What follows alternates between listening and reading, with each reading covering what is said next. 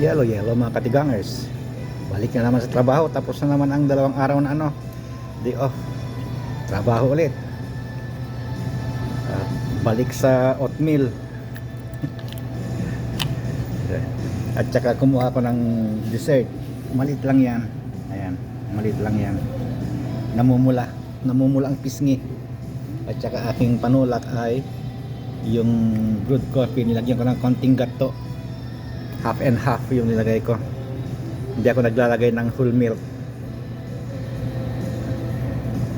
Pwede na siguro kasi magbalagay ng full milk. Tapos na yung ano ko eh yung physical exam ko eh. Sa awa ng Diyos, pasok lahat, nasa bracket lahat. Ang hindi lang yung A1C. Kasi yung A1C, ang pagkuha ng A1C ay nakukuha nila, nakikita nila yung back 2 months or 3 months.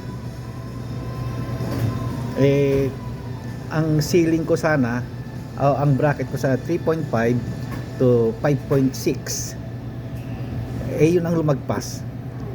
Yung 5.6 lumagpas. Yun ang ceiling ko sana eh. Ang linagpas niya ay ang lumabas sa lab ko ay 5.9. 5.6 sana.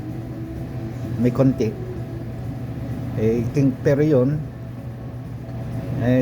tatawag naman yung doktor kung kung alarming na yon.